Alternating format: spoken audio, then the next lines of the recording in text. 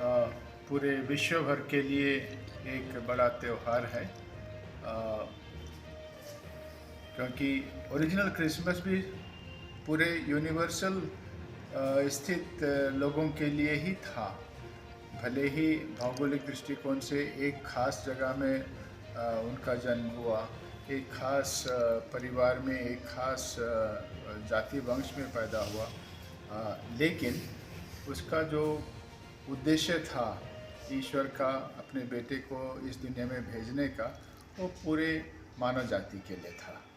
और इसीलिए उनका संदेश पूरे विश्व में व्याप्त मानव जाति के लिए है।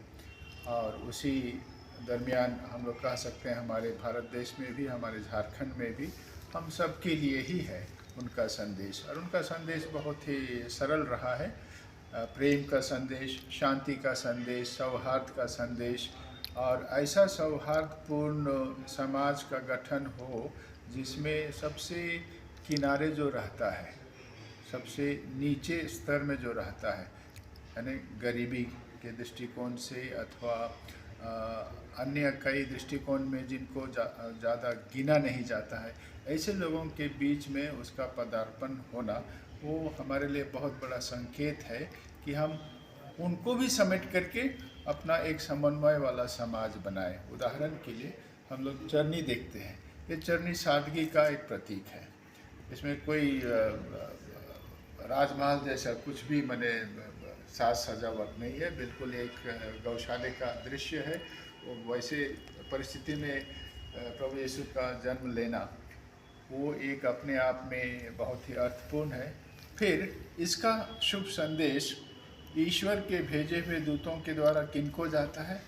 जो समाज में गिने भी नहीं जाते हैं, जिनका मान सम्मान ही नहीं है समाज में, जो चरवाहे होते हैं, जिनको न केवल लाचार के रूप में माना जाता था उस समाज में, लेकिन ठग और माने रिलायबल नहीं है, जिन पर विश्वास नहीं किया जा सकता है, ऐसे कम ओहदे वाले दल को स्वर्गदूतों ने सबसे पहला ये सुसमाचार दिया कि तुम्हारे लिए एक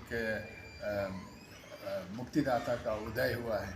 तो ये दिखाता है कि हम सबको लेकर के चलें और अपने समाज को उस प्रकार का एक दर्जा दें जहाँ सौहार्द हो, शांति हो और आपस में समझौता हो। तो हमारे आज के संदर्भ में विश्व भर में यहाँ वहाँ बहुत प्रकार की लड़ाइयाँ जो चलती हैं, उसके पीछे अंततः हम लोग अगर विचार विमर्श करेंगे तो स्वार्थी नज़र आएगा।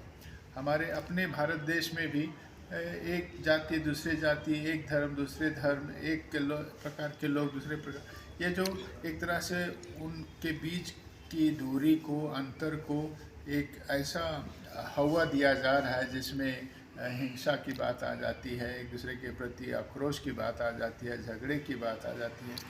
ये शायद एक राजनीतिक कारणों से ही होता है। अन्यथा हमारा भारत देश इसके लिए एक जिंदा जागता मिसाल है कि हम कितनी ही विभिन्नता में क्यों न रहें, हमारे बीच में एकता है, ये हमारी पहचान है। ये और उस माने में हमारा भारत देश विश्व भर के लिए एक बहुत तगड़ा उदाहरण बनता है, उसको हम लोग को बरकरार रखना है। तो ये ख्रिस्त जन्म पर्व इसी संदेश को ही दोहराता है, और हर बार जन्म पर्व आता है तो ये पहले से जानी हुई बात को ही एक तरह से अंडरलाइन करता है। और इसीलिए मैं हमारे पूरे झारखंड के सभी भाई बहनों को आपके माध्यम से, आपके चैनल के माध्यम से, और कहें तो पूरे भारत देश के सभी भाई बहनों को मैं शुभकामनाएं देता हूं। ख्रिस्त जयंती मुबारक हो, और हम अपने मुल्क को, अपने देश को, अपने भारतीय समाज को उस सुंदर तरीके से बनाने की ओर आगे बढ़ें जिससे कि हम पूरे विश्व के लिए एक तगड़ा उदाहरण बने रहें। ये मेरी शुभकामना है। सर थोड़ा कैमरे के लिए सब परिचय बता दें। फादर कैमरे के लिए परिचय थोड़ा बता दें। कैमरे के लिए परिचय सर से बता दीजिए। मेरा परिचय? हाँ। अच्छा, तो मेरा नाम है विंसेंट आइंड, और यहाँ के ओहदे के अनुसार मैं आर्च बिशप हूँ रांची महाधर्म प्रांत का, और मेरा यहाँ इस पोजीशन में आया हुआ 2 साल भी नहीं हुए हैं। तो यही मैं यहाँ का बहुत कुछ धीरे धीरे सीख रहा हूँ, जान रहा हूँ। अभी भी बहुत कुछ बाकी है।